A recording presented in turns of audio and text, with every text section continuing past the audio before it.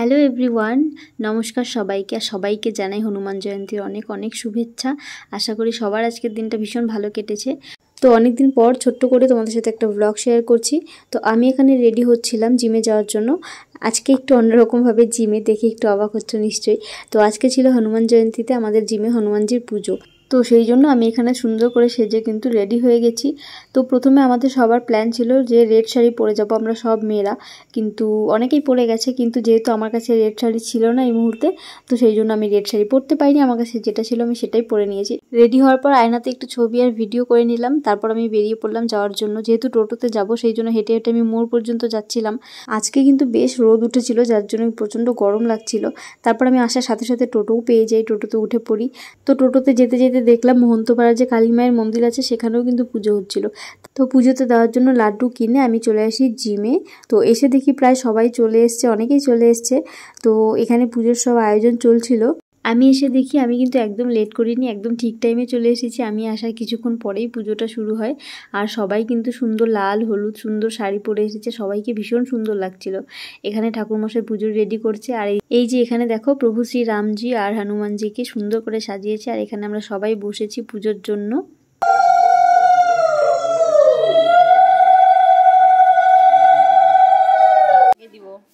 এই যে ছবি তুলছে, এই যে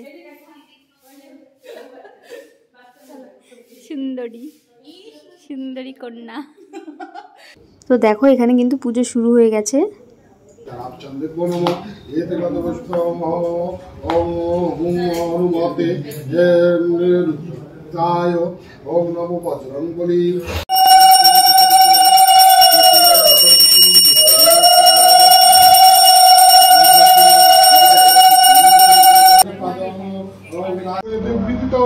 সুমুখ আমিতে মোর ডাকেন সত্যত।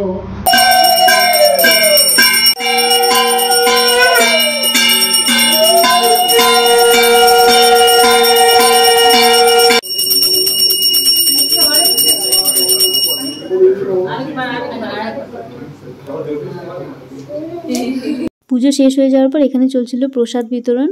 তো সবাইকে প্রসাদ দিচ্ছিল। এখানে আমরা সবাই প্রসাদ নিয়ে সবাই মিলে একসাথে প্রসাদ খাচ্ছিলাম। তো মিমি আর তানিয়া আমাকে রেখে আগেই প্রসাদ খাওয়া শুরু করে দিয়েছিল, ওই জন্য আমি ওদেরকে বলছিলাম দাও করো।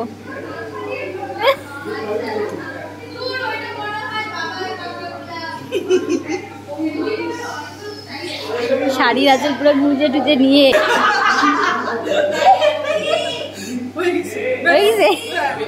আজকের জন্য এটুকুই খাতাম।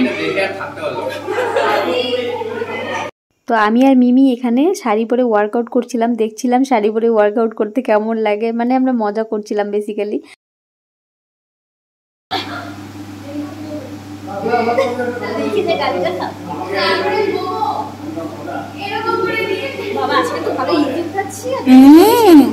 শাড়ি পরা আলাদা একটা ইয়ে। তো তারপর এখানে আমরা সবাই মিলে আরো অনেক ছবি আর ভিডিও তুলেছি, অনেক গল্প করেছি, অনেক মজা করেছি।